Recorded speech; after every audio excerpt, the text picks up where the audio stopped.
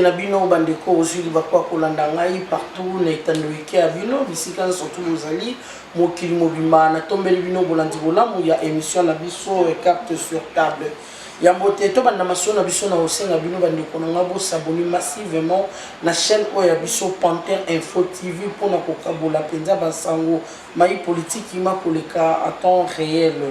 Et na tombeli émission et là on a les grands Tshisekedi André Mutebasenga les grands Tshisekedi motema maman Rita et Sikozali pourquoi pas mon vieux Varzino Muteba le grand Kundepo motema maman Marie-Cécile Yongo. Merci na mon vieux Walter Wali Chimanga Wazaka toujours branché pas pour l'émission na biso pourquoi pas les paracommandos papa Jean Kapinga Kabamba na Belgique surtout beaucoup plus na basala nzambe oyo bazoko soutenir biso physiquement peu moralement spirituellement na nzela bémission et le pasteur Luka Ilondo na États-Unis mbote na yo esiko zali pasteur Luka Ilondo. Merci lisusu na papa Jean-Marie Musenga pe na papa la mère Mbouyi oyo bazopenza baku ya kolanda biso mokolo mwa lelo. Bandeko lelo na koloba mingi te so moninga na etando ki abino pour répondre beaucoup plus na bandeko oyo baza koloba to kobenga par-ci par-là moi nous ezali na matali état de siège oyo chef de l'état ayebaki na ko nommer ba soda to pe mapinga na biso na nzela ya est kuna na ba désordre pour sala makana est. Et bandeko chef de l'état zali zobati réponse tangeza kaza zobati. Il sait ce qu'il fait. C'est question de lui faire confiance. Vous savez bel et bien, Bandeko, que notre armée a été infiltrée. Sous le règne de Kabila, c'est l'Est, Tombouani, Tomboki, Est, Banda, Toluba, Tolemba. Tozarata na réponse, Est, Anezora, Kimia, Tezaraka, M23 et Bimi. Chaque mouvement, et Bandako Bima. Chaque saison, chaque période, mouvement ezobima ya sika na este wana bandeko par là tous akaka to bandaka kosala banali si des analyses oui c'est vrai critiquer c'est bien bon mais il n'est pas dupe il sait ce qu'il fait. Félix Antoine Tshisekedi Tshilombo nous a prouvé de quoi il est capable. Laissons sa politique et appuyons sa politique. Nous savons bien dans sa politique il fait des choses meilleures, des choses bonnes. Oh, tout le monde a sa casse stupéfait. À surprenant tout le monde. Batnoussous Bandima quitté vraiment c'est Félix qui a fait ça. Atterrissage au Penda pourquoi il s'achète il y a PPRD, topé il y a Kabilé, ça qui lit pendant où batté. Mais il nous a prouvé. Il y en a certaines personnes qui avaient dit que non, Félix a bonimbo qu'à trahir, Azo travaille là-bas Kabyle, Azo il y en a Kabyle, Azo travaille. Mais les lots où sont la Kabylie? Les Kabylie bazar, où sont les Kabylie? En douceur, tout ça a confiance. Même le deux généraux ont nommé soi-disant deux ex-rebelles. Il le sait le pourquoi Oaché Bangouana. Il le sait. Ce qu'on a dans la mise à bazo yiba, mon comme taïba, ami baléwana baza bien. Zombo on simbisa ou aïba, raibisa gérer là. Au moins la moïbi nanda kuiza. Soute po bibalana ba yiba raté. Alors qu'on yiba les soute po yé mutazana on a mabou. Ils a touché. Alors tout ce qu'a président Hassan Moussala, c'est question que tout ça ait confiance et notre frère, notre sang. Vouloir ou pas. C'est notre frère en ça la mission abété à Ote Kakongote. Le lot autour moi si ma bandeko. Tous on bosse en assure rapidement. N'importe il y a Kabila comment nous étions maltraités. Comment nous étions infiltrés. Si n'a pas deuxième. Na ba deux jours que le lobo dans le monde ko la boli ba ko abimi deuxième so faut pas réformer yango. Déjà ba réformer partout faut qu'on réformer parce que nous étions infiltrés à un point jamais vu. Donc c'est que tu veux la occupation nous étions occupés. Les Congo étaient occupés. Alors le président nous a prouvé qu'il est de notre côté nous le peuple congolais c'est notre frère. Comment retrahir Bissou? Ce sont des choses à réformer. Et il le sait le pourquoi c'est qu'il fait. Et à ça qui a nomination, il y a Félix.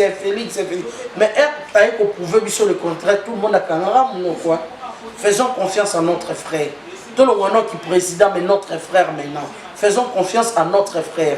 parce que mutu moko te nazana ko boma a trahir tata to maman na to ne ko makila na ya ko trahir jamais. Faisons confiance à notre frère et c'est lui qui est notre président. Il sait trop bien ce qu'il fait. Bandeko ba explique ça sur la Brazzaville d'une manière autorité xénophobe même s'il faut le dire. Ba violer ba bomindeko. Angola de même. Kabila Kangi maison Schengen, tout qui m'a nulle part. Pas d'entrée, pas de sortie. Vous avez tous oublié. Vous avez tous oublié. Est un poto qui mon to qui ne m'a lembe. Neko, Tchelabiso, véter mon vieux Kadjumaloba, toujours véter. Tchelabiso ango, to lanana, to zongi sabino mémoire. Et ça rappelle. On ça la rappelle. To landa. D'autres en état de traumatisme et sans chaussures. Hommes, femmes et enfants affirment avoir été brutalisés de leur domicile à Brazzaville sans ménagement par les forces de l'ordre avant d'être acheminés au commissariat central Mano Militari. Il y a na passe bazo pesa biso passe bazo tracasser bazairwa moyenté bazo beta bazo bomba bazo violer, donc en tout cas c'est terrible l'état de décision comme ce sont les désaccords dans les deux pays bazo la décision soit bakata soit ba continuer. Cette situation a révolté les familles des expulsés qui les attendaient au quai du beach. Elles interpellent le gouvernement de la RDC à intervenir le plus vite que possible sur cette question.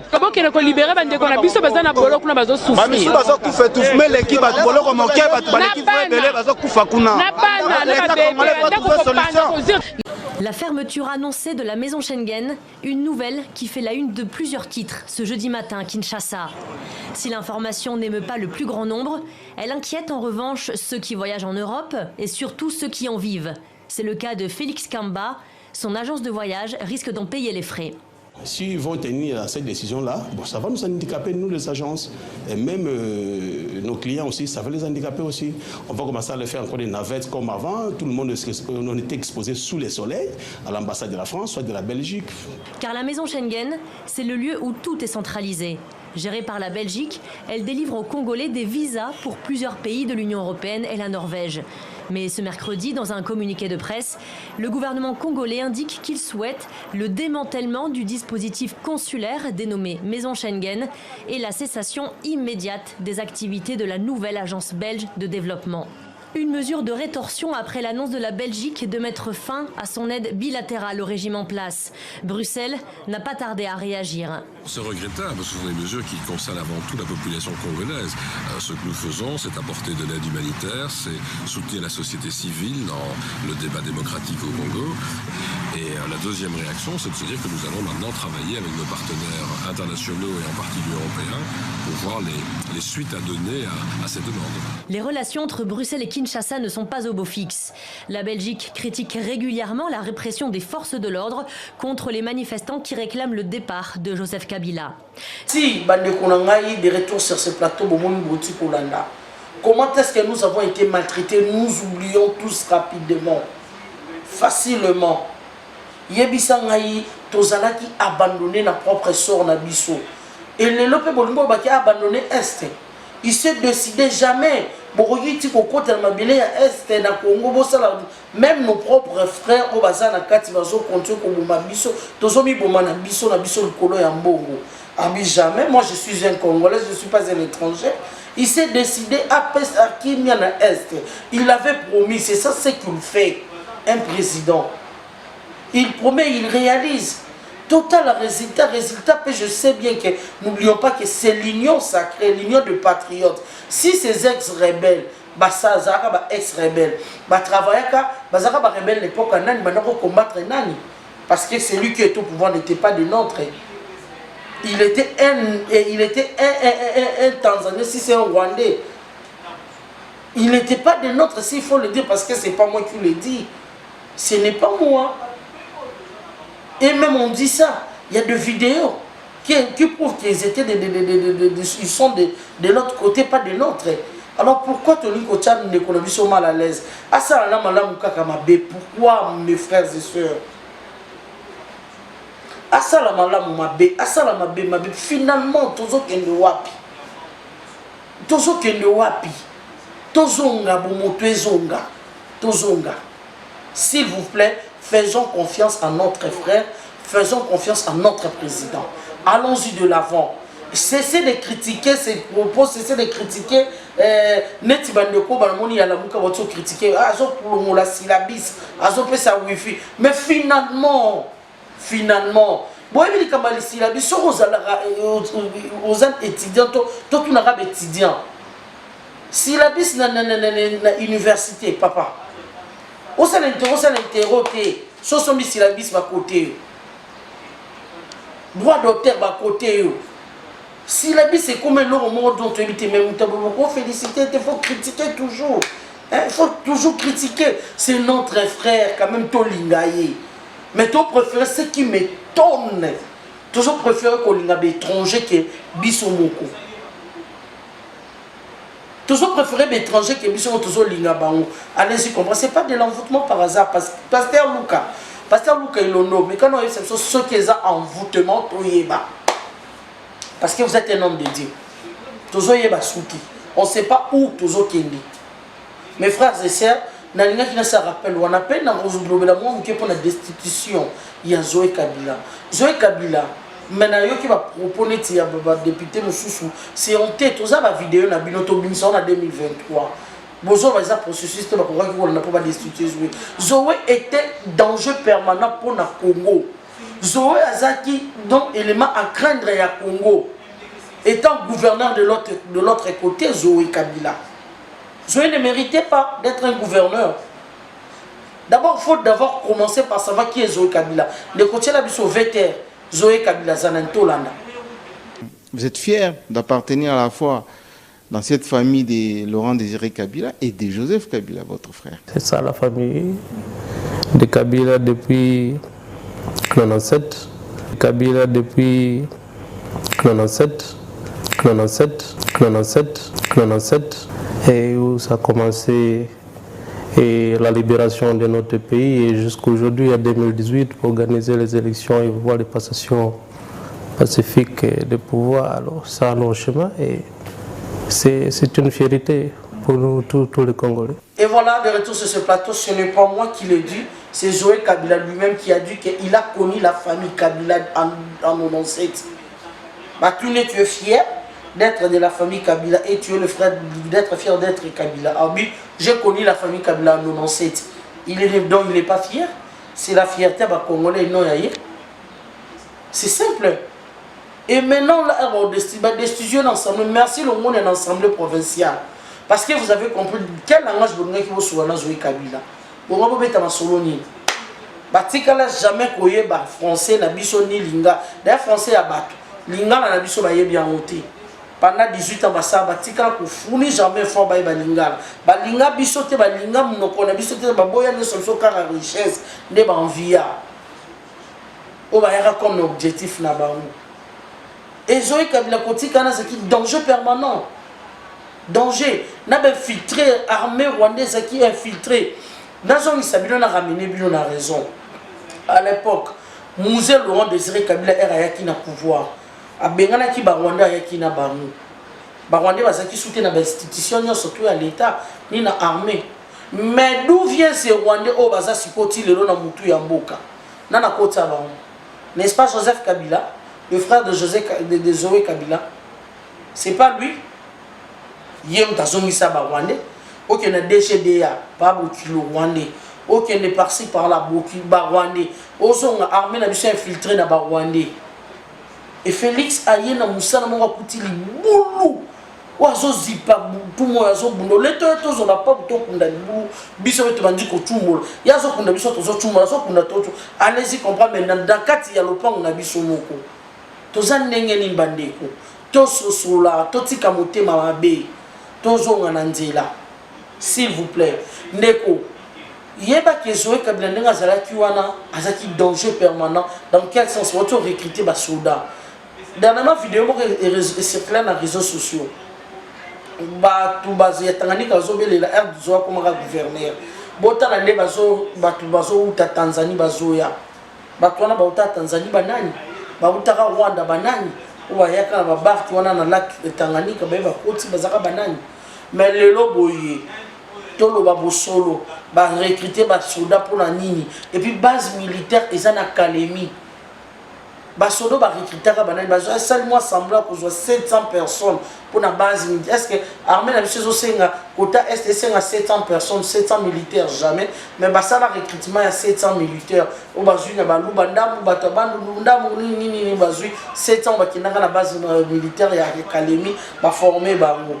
Mais bon, qu'est-ce qui s'était passé là-bas et qu'est-ce qui mijotait? À la longue, tu as quitté perdre Tanganyika, Tolanda. Il y a un problème qui se passe donc depuis Félix Tshisekedi Azwaki pouvoir, Bazwaki moi 700 personnes qui bakende kosala ba training oyo ya basoda marin na kati ya mai. Oyo bakoki kotambusa ba bateau, oyo bakoki kotambusa ba bwato, bakoki kosala ba biloko ekiseni na kati ya mai basoda wana. Alors bakendaki ebele 700 personnes bana baluba na donc mix. Alors yango wana bakeyi basali formation wana pendant 2 ou 3 mois basilisi. Bon na minute oyo tango bazali kuna na Kalemi. Alors baza kuna côté ya Kalemi balongoli bango na Kalemi batie bango à 20 km na Kalemi. Bon esengo wana ya ndenge bakomi ba soda ya marin ya kati ya mai de bakomaki koyemba banzembo na bango bazoyemba banzembo ke bazokumisa Félix Tshisekedi aza mokonzi ya mboka Tshisekedi donc asali po tokoma boye. Alors le commandant oyo azana bango sur place kuna aboyisi bango alobite botika koyemba nzembo ya kokumisa Tshisekedi. Ce n'est pas Tshisekedi oyo azozwa contrôle na bino, donc boyimba banzembo na bino bokumisa Zoé Kabila. C'est Zoé Kabila nde azosala makambo oyo azoliesa bino, azolalisa bino, azosala tout ce que vous êtes en train de faire ici et Zoé Kabila. Yango ndeko na biso alobi ke na kati na bango wana bazali na ba Rwandais ebele. Et puis na kati na bango wana tango bakendaki formation 700 wana. Ezali na 50 personnes ya bandeko na biso oyo bazali na bango bazomona bango te balimwe. Donc bazomituna ke baki wapi. Alors le monsieur nous donne le message que message oyo epanzana dans le monde entier et kendeti jusqu'à président de la République ayoka message oyo po akoko kozwa ba mesure nini po kuna na Kalemi Zoé Kabila bazali na plan mususu ya komonter rébellion. Donc Kabila président sénateur en vie azo fréquenté kuna chaque jour. Donc bazali infiltré bazana ba Rwandais. Alors quelle audace oyo ba commandant bazolo bakeno ba soda bakumisa kombo ya Félix Tshisekedi te bakumisa kombo ya Zoé Kabila. Qui est Kabila en République démocratique du Congo? Yango message ndeko na biso azo senga keno to panza message oyo soki ezana banto bazana possibilité ya kopesa président de la République message oyo bapesa message oyo ayoka yango message oyo po akoka kozwa ba mesure nini po na kotala likambo oyo ezo salema na Kalemi po kala mingi te donc rébellion moko éclaté kuna na Kalemi po bazo préparer butu mobimba donc de Yangwana alobi. Merci. Merci de retour sur ce plateau. Toti Kolanda. Tonga qui te perdre Tanganyika botika Zoé place wana achevé mission na ye. Zoé était missionnaire ya Kabila. Pendant qu'il était na Est, il faisait quoi chaque jour na base ya Kalemi? Chaque jour il faisait quoi là-bas? Et Zoé étant qui gouverneur, oui. Na armée il y a banek on s'est basé beaucoup plus na armée pourquoi? Et attention, Tobo ça na scientifiquement et le mot balobi Tanganyika Tanzanie outi na mo Tanganyika na Zanzibar. Un jour elle va déclarer Tanganyika ya bango. Attention tous à la maïli. To fungola misu. Tout ça bateau to go déclarer le départ ya Zoé te. Kabili asonga na mboko. Zoé na pouvoir. Mais tozo rêver. Merci mon président Félix Antoine Tshisekedi Tshilombo. L'homme sage, que Dieu vous bénisse. Nzamba tondi sosu na mayeli. Sagesse oza na ngondo ozo bunda pona mboka na nzamba pambola. Bande koto sosula. C'est mon frère. C'est mon frère. C'est mon frère. Tolinga mboka. Zoazaki danger permanent. Ils a risqué. Ils a risqué. Vous en avez joué comme gouverneur na Tanganyika. Tu vas Kabamboka sans le savoir. Mais le monde y a une assemblée provinciale, il y a Tanganyika. Merci Nabino. Pour vos sosoli. Merci. Beaucoup de destitution à Zoé. Merci na comme na suka maso na biso nenga kana pesa éclaircissement na Italiana. Merci la pasteur Luca Ilondo pe na bébé Maria Eva Ilondo esiko zali mon bébé. Merci na mon vieux Walter Walichi Mangana na Londres pour papa ya Dodo Alberto Moubiaï. Le paracommando papa Jean Kapinga Kabamba. Merci beaucoup na pasteur Bexon esiko zali.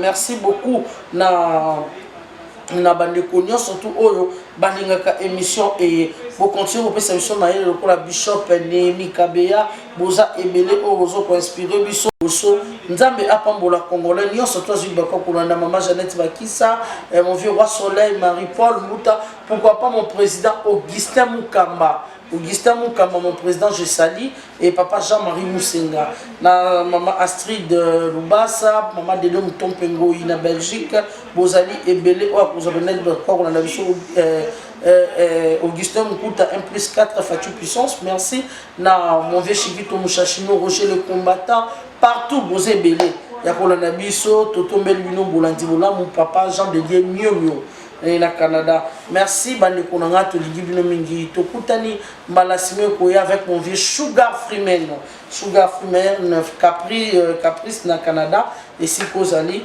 to kutana mbalasima ko ya bye.